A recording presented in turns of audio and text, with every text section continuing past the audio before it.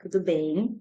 Sou professora, doutoranda Lisiane Malman Siqueira, doutoranda do programa de pós-graduação da UBRA, de Ensino de Ciências em Matemática, e vou explicar para vocês, assim, falar um pouquinho sobre a educação de surdos aqui no Brasil, tá?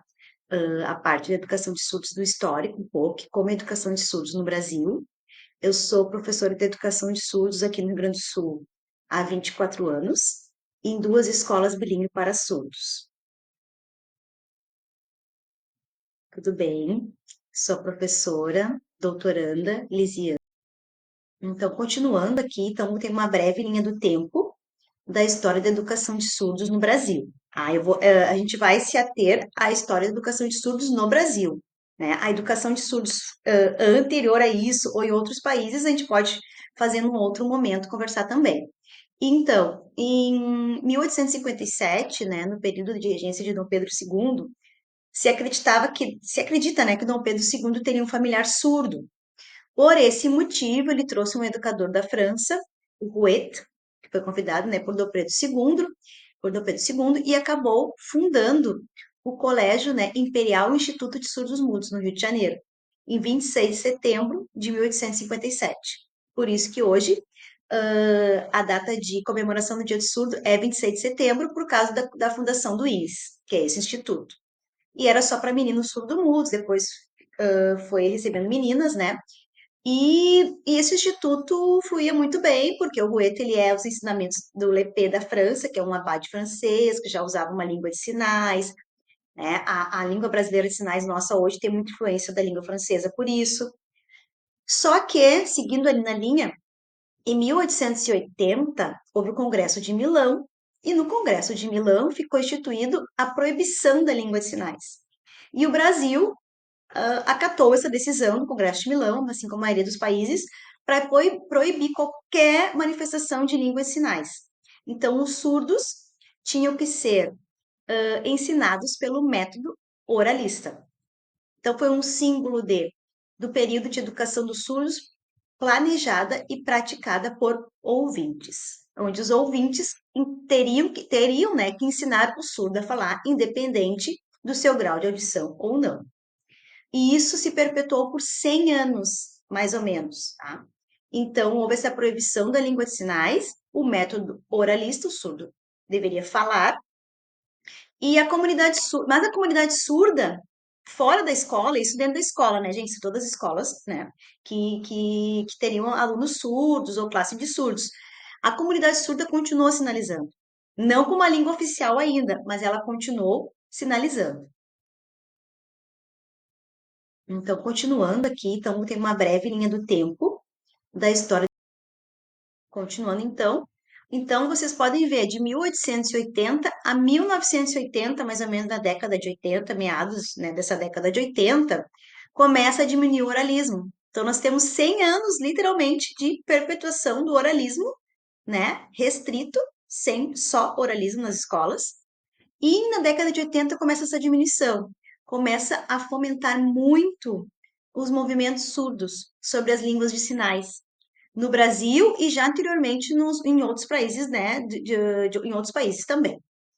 E aí começou a surgir um outro movimento pedagógico, né, um ensino que é chamado de comunicação total, no final da década de 80.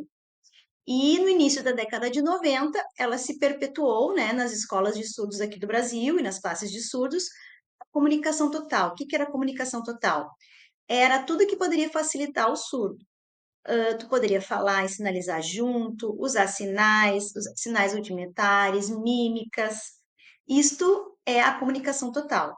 E ela durou mais ou menos uns 10, 15 anos, ali 10 anos, né? E ela se opõe ao oralismo. Então, não era só oralismo, e tinha que oralizar, mas tinha que sinalizar junto.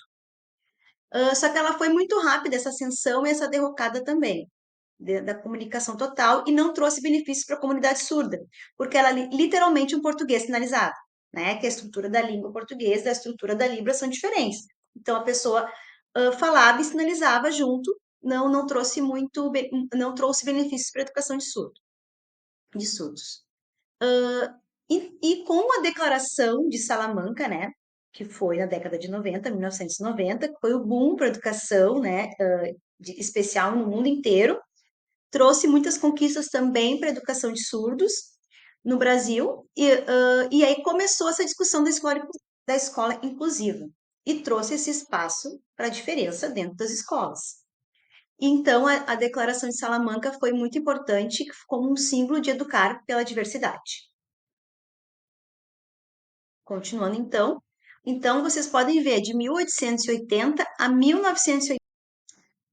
Então, aqui para finalizar nossos estudos, né, sobre a educação de surdos no Brasil, nós temos aqui a Lei Libras de 10.436. Então, antes, no final da década de 90, início de 2000, começou a ser estruturada a língua brasileira de sinais, a Libras, que é uma língua também, né? Assim como o português é uma língua oficial, a Libras também é língua oficial do nosso país.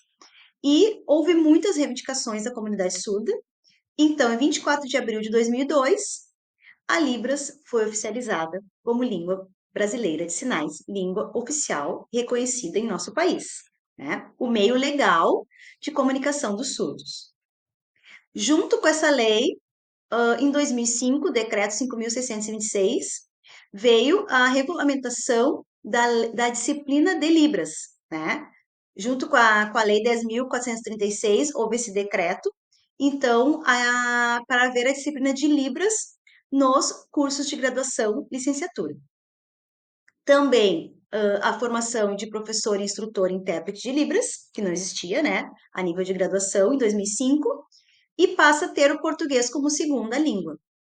E isto se configura a educação bilíngue, tanto no ensino regular como no ensino da educação de surdos. O que é educação bilíngue para surdos? A primeira língua é a Libras, a língua brasileira de sinais, e a segunda língua é o português.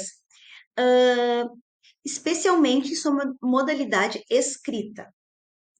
E também a Lei 14.191, que daí já é de agosto de 2021, que coloca a Libras, né, e a educação bilíngue de surdos dentro da LDB, que a gente não tinha, né, tinha um adendo assim, educação especial, mas não tinha educação de surdos. Então, em 2021, agosto de 21, nós temos a educação bilíngue para surdos dentro da LDB, onde diz, né, que a Libras como primeira língua e o português escrito como segunda língua, que pode ser em escolas bilíngues para surdos, classes de surdos, escola regular com surdos inclusos, para surdos, surdos cegos, DA, né, que são surdos deficientes auditivos também, tá, que são optantes pela língua brasileira de sinais. Então, aqui está um pouquinho da história de surdos no Brasil. Obrigada.